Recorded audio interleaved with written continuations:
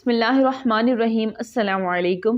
حضرت زنیرہ رضی اللہ عنہا ایک گمنام صحابیہ، قبیلہ مخزوم کے مغرور اور سرکش سردار عمر بن حشام، جسے دنیا ابو جہل کے نام سے جانتی ہے، اس کے پاس روپے پیسے کی بہتات تھی۔ اس کے شان و شوکت کے حامل محل میں غلاموں اور کنیزوں کی بھرمار تھی، لیکن پھر بھی اس کی نظر ایک رومی کنیز پر پڑی تو اس نے اسے منہ مانگے داموں پر خرید لیا۔ اس لیے نہیں کہ اسے ملازمہ کی ضرورت تھی، بلکہ اس لیے کہ سرخ و سفید خوبصورت کنیز اس کے دل کو بھا گئی تھی۔ مکے میں رومی غلام اور کنیزیں اپنے کھلتے ہوئے رنگ روپ کی وجہ سے مہنگے داموں فروخت ہوتے تھے۔ اس رومی کنیز کا نام زنیرہ یعنی چھوٹے کنکری تھا۔ زنیرہ کون تھی؟ اس کا خاندان کیا تھا؟ وہ کیا حالات ہوئے کہ دنیا کے سپر پاور سلطنت روم سے زنیرہ مکہ کے بازار غلامیہ میں ناقدر جنس کی طرح فروخت ہو گئی؟ ان باتوں سے نہ عمر بن حشام کو کوئی دلچسپی تھی، نہ جاننے کا کوئی شوق۔ زنیرہ کے ذہن میں بھی اپنے جائے پیدائش کا تصور محض ایک بھولے بسرے خواب کا رہ گیا۔ میں کون ہوں؟ کیا میں غلامی کے لیے پیدا ہوئی؟ کیا کبھی کوئی فیصلہ اپنی مرضی سے نہیں کر سکتی؟ میری پیدائش کا مقصد کیا ہے؟ خالق کائنات نے مجھے کیوں پیدا کیا؟ یہ وہ سوالات تھے جو اس کے شعور پر دستک دیتے، مگر وہ ان سوالات کا جواب کسی سے طلب نہیں کر سکتی تھی۔ اسے اپنی شناخت چاہیے تھی۔ وہ بے شناخت تھی کیونکہ وہ ایک زر خرید ملازمہ تھی، ایک باندی، بس اس سے زیادہ کچھ نہیں۔ آنکھ کے سامنے ہاتھ باندھے کھڑی رہنے والی ایک کنیز، جسے سوال پوچھنے کا حق حاصل نہیں تھا، جسے کہنے کا نہیں صرف سننے کا حکم تھا۔ اس کا کام تابعداری تھا، کام کی نوعیت کا تعین کرنا مالک کا کام تھا۔ اپنی شناخت سے بے شناخت زنیرہ کا سوال گاہے بگاہے اسے بے چین کر دیتا کہ میں کون ہوں، میں کون ہوں، لیکن جواب کون دے، یہ سوال تھا۔ دن گزرتے چلے گئے۔ زنیرہ اس غلامانہ زندگی کی عادی ہو چکی تھی۔ اب وہ سوال بھی کبھی کبھار ہی اس کے ذہن میں اٹھتا۔ عمر بن حشام کا رویہ زنیرہ سے روایتی آقا اور غلام کا تھا۔ اونٹوں کا گوبر اٹھانا، ان کو چارہ ڈالنا، گھر کو صاف رکھنا، عمر کی چیزوں کی حفاظت، پر ساتھ ہی ساتھ عمر کی بیوی کو ناگوار گالیاں اور مار پیٹ بھی اس کی زندگی کا حصہ تھی۔ خوف اور ڈر، وسوسے اور اندیشے، اس کی زندگی اسی شش و پنج میں گزر رہی تھی۔ ایک روز بہت ہی عجیب بات ہوئی۔ چپ چپ خاموش طبع زنیرہ اونٹوں کو چارہ ڈال کر پلٹ رہی تھی کہ اسے اپنے آقا کی آواز آئی، جو مالکن سے کچھ بات کر رہا تھا۔ محمد، جو میرے سامنے پلا بڑا ہے، ہماری ہی طرح زندگی گزارتا ہے، اب وہ کہتا ہے کہ اللہ اس سے کلام کرتا ہے، اس پر وحی نازل کرتا ہے، اس کے پاس جبرائیل فرشتہ آتا ہے۔ آقا کی آواز کے ساتھ ہی قہقہ بلند ہوا۔ زنیرہ کو دیکھتے ہی مالکن نے رعب دار آواز سے اسے بلایا، او زنیرہ، ادھر آ اور میرے پاؤں دبا۔ زنیرہ سعادت مندی سے مالکن کے پاس گئی اور پاؤں دبانے لگی۔ کچھ دیر بعد مالکن کی سماعتوں میں تیز آواز بلند ہوئی، یہ کیا بات کر رہے ہو؟ محمد نے ایسا کب کہا؟ عمروں نے نیم استراحت کی حالت میں کہا، آج ابھی محمد نے مکے کے سارے سرداروں کو بلوایا تھا۔ پہاڑ کے قریب اس نے پوچھا، اگر میں کہوں کہ اس پہاڑ کے پیچھے سے دشمن کی فوج آ رہی ہے تو کیا تم یقین کر لو گے؟ سب نے محمد صلی اللہ علیہ وسلم کے گزشتہ کردار کو دیکھتے ہوئے کہا، ہاں ہم یقین کر لیں گے، کیونکہ ہم نے ہمیشہ تمہیں سچ اور امانت دار پایا۔ پھر اس نے کہا کہ سنو، مجھے اللہ نے پیغمبر بنا کر بھیجا ہے۔ اللہ نے مجھے تمہیں یہ بتانے کے لیے مبعوث کیا ہے کہ اللہ ایک ہے، ایک اللہ کے سوا کسی اور کی عبادت مت کرو، تمہاری تمام حاجتیں وہی اللہ پوری کرتا ہے۔ عمرو چند لمحے خاموش ہو کر بولا، حیرت تو یہ ہے۔ عمرو پھر گویا ہوا کہ وہ یہ کہتا ہے کہ سب انسان برابر ہے۔ ہاں ہاں ہاں، اس نے ایک بار پھر کہکا لگایا۔ آقا، غلام کی تمیز کبھی مٹ سکتی ہے کہ اعلیٰ اور ذلیل قبیلے برابر ہو سکتے ہیں؟ معلوم نہیں محمد یہ کون سی باتیں کر رہا ہے جو نہ کبھی سنی نہ دیکھی۔ بات آ گئی ہو گئی، لیکن یہ باتیں زنیرہ کی یادداشت میں رہ گئی۔ خاندان قریش سے تعلق ہونے کی وجہ سے حضرت محمد صلی اللہ علیہ وسلم کے تعلقات بنو مخزوم سے بھی تھے، اور دوسرے بہت سے لوگوں کی طرح زنیرہ بھی حضرت محمد صلی اللہ علیہ وسلم کے لیے دل میں احترام کے جذبات پاتی تھی۔ پھر یہ عمر بن حشام کا معمول بن گیا کہ اکثر گھر میں عمر اور اس کی بیوی حضرت محمد صلی اللہ علیہ وسلم کے بارے میں زہر سے بجھی گفتگو کیا کرتے۔ نہ جانے کیا بات تھی کہ عمر بن حشام جتنا حضرت محمد کے خلاف زہر اگلتا، اتنا ہی زنیرہ کے دل میں حضرت محمد صلی اللہ علیہ وسلم کا احترام بڑھتا چلا جاتا۔ پھر ایک عجیب واقعہ ہوا۔ ابو جہل کی ہی سمیہ نامی بوڑھی کنیز نے زنیرہ سے حضرت محمد صلی اللہ علیہ وسلم کے متعلق باتیں کرنا شروع کر دی۔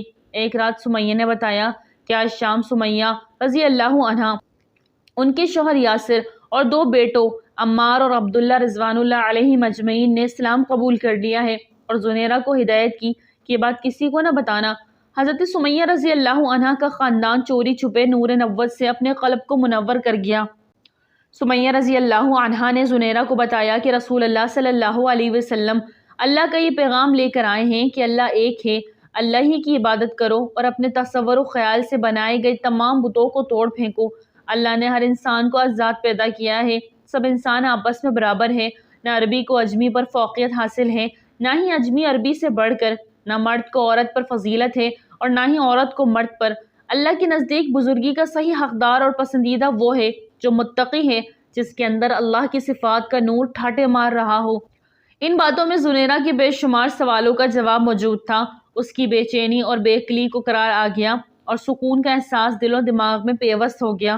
زندگی وہی تھی، سارے دن کولہوں کے بیل کی طرح کام کرنا، بات بات پر گالیاں سننا اور مار کھانا، مگر رسول اللہ صلی اللہ علیہ وسلم نے سکون کا کتنا آسان نسخہ کیمیا سے عطا کر دیا۔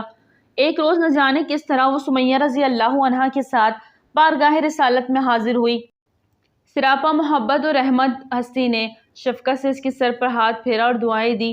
برسوں محبت کے لیے ترستی ہوئی زنیرہ کی آنکھیں ڈبڈبا گئی، دل میں دبی ہوئی محرومیوں کا آتش فشاں گویا پھٹ پڑا اور وہ پھوٹ پھوٹ کر رو دی۔ اس کے وہم و گمان میں بھی نہیں تھا کہ کوئی اس غلام کو محبت سے دیکھ بھی سکتا ہے۔ مالک کا غلاموں پر احکامات صادر کرنا، ڈانٹ ڈپٹ، گالیاں اور مار پیٹ، بس یہی کچھ تو اس نے دیکھا تھا۔ لیکن جب سے ان کی ملاقات رحمت للعالمین سے ہوئی تو ان کو احساس ہوا کہ وہ اشرف المخلوقات ہے۔ اب وہ کنیز سے مقرب صحابیہ بننے جا رہی تھی۔ نور نبوت کی ضیاء پاشیوں سے زنیرہ کا باطن آفتاب کی طرح روشن ہو گیا۔ دل تو نہ جانے کب سے اس خدائی پکار پر سر تسلیم خم کر چکا تھا۔ اس نے فوری طور پر اسلام قبول کر لیا۔ اب وہ ایک معمولی کنیز سے رسول اللہ صلی اللہ علیہ وسلم کی عظیم المرتبت صحابیہ زنیرہ رضی اللہ عنہا بن گئی۔ رسول اللہ صلی اللہ علیہ وسلم نے حضرت زنیرہ رضی اللہ عنہا کو اللہ کے قرب کے لیے چند طریقے مرحمت فرمائے اور تاکید فرمائی کہ ابھی اپنے قبول اسلام کا اعلان نہ کرنا۔ حضرت زنیرہ رضی اللہ عنہا دولت ایمان سے سرفراز ہونے کے بعد واپس آ گئی، لیکن عشق اور مشق چھپائی نہیں چھپتا۔ عمر بن حشام ابو جہل کو آخر معلوم ہو ہی گیا کہ زنیرہ رضی اللہ عنہا مسلمان ہو گئی ہے اور عشق حقیقی پر قدم رکھ دیا ہے۔ ابو جہل نے حضرت زنیرہ رضی اللہ عنہا پر ظلم و ستم کے پہاڑ توڑنے شروع کر دیے۔ ابو جہل حضرت زنیرہ رضی اللہ عنہا کو اتنی بری طرح زد و کوب کرتا کہ وہ بے ہوش ہو جاتی، وہ مار مار کر تھک جاتا، مگر اللہ کی یہ نیک اور صابر بندی سب کچھ سہ لیتی، مگر پائے استقلال میں ذرا بھی لغزش نہ آتی۔ ابو جہل جو ہر روز نئے نئے طریقے سے مظالم کرتا، کبھی کئی دن تک کھانے کا ایک لقمہ بھی نہ دیتا، کبھی سونے پر پابندی لگا دیتا اور اونگ آتے ہی کھال تک نوچ لینے والی چرمی چھڑی سے مار مار کر لہو لہان کر دیتا۔ حضرت زنیرہ رضی اللہ عنہا کا پورا جسم زخم رہتا اور اس میں سے خون پیپ رسنے لگتا۔ رسول اللہ کو جب حضرت زنیرہ کے اوپر ہونے والے مظالم کی خبر پہنچی تو آپ بہت غمگین ہوئے۔ ایک مرتبہ آپ صلی اللہ علیہ وسلم کے ایما پر حضرت ابوبکر صدیق ابو جہل کے پاس گئے تاکہ انہیں خرید کر آزاد کر دیں اور اس سے کہا کہ زنیرہ کو فروخت کر دو، مگر وہ ایک کینہ پرور شخص تھا، لہٰذا اس نے حقارت سے انکار کر دیا۔ اس کا ظلم جبر یہاں تک بڑھا کہ حضرت زنیرہ رضی اللہ عنہا کی بینائی جاتی رہی اور آنکھیں بے نور ہو گئیں۔ یہ دیکھ کر ابو جہل نہایت طنزیہ لہجے میں بولا، دیکھ لات و عزیٰ نے تجھے اندھا کر دیا، اب تو محمد کے دین کو چھوڑ دے۔ اس جملے نے زخم حضرت زنیرہ رضی اللہ عنہا کے دل کو تڑپا کے رکھ دیا، مگر وہ خاموش رہی۔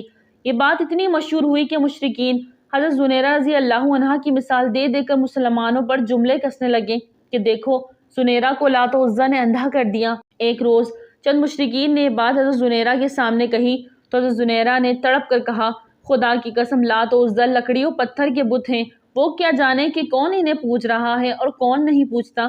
اگر میری بینائی زائل ہو گئی ہے تو یہ مصیبت میرے اللہ کا ایک امتحان ہے، اگر وہ چاہے تو میری بینائی واپس بھی دے سکتا ہے۔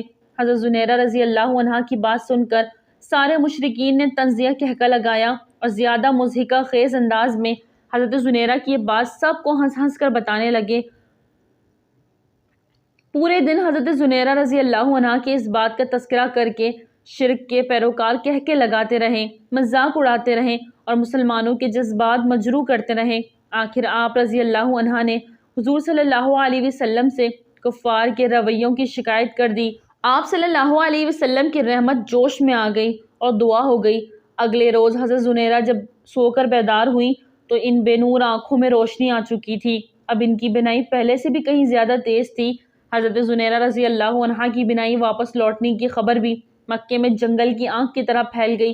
کل تک جو لوگ حضرت زنیرہ کی بات کا مزہ لے لے کر مضحکہ اور تمسخر اڑا رہے تھے، انہیں سانپ سونگھ گیا۔ خصوصاً ابو جہل تو شرم کے مارے گھر سے ہی نہ نکلا۔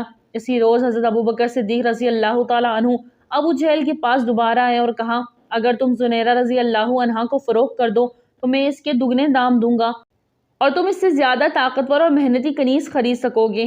ابو جہل زنیرہ رضی اللہ عنہا کو اپنے پاس اب مزید نہیں رکھنا چاہتے تھے۔ ویسے بھی اپنی ہی بات کی وجہ سے اسے سب کی اٹھانی پڑی تھی، اس لیے اس نے کئی گنا زیادہ دام پر حضرت زنیرہ رضی اللہ عنہا کو فروخت کر دیا اور حضرت ابوبکر صدیق رضی اللہ تعالیٰ عنہ نے ان کو آزاد کر دیا۔ حضرت یوسف علیہ السلام نے اپنے والد کے لیے اپنا کرتا مبارک بھیجا تھا تاکہ ان کی بینائی لوٹ آئی۔ حضرت عیسیٰ علیہ السلام تالیف قلب کے لیے مادر ذات اندھے کو بینائی لوٹا دیتے تھے، لیکن آقا کریم صلی اللہ علیہ وسلم اپنے غلاموں کی عزت رکھنے، انہیں ممتاز کرنے کو بینائی عطا کی۔ سبحان اللہ۔ ناظرین، ویڈیو اچھی لگے تو لائک کریں، چینل کو سبسکرائب کریں اور دعا میں یاد رکھیں۔ السلام علیکم۔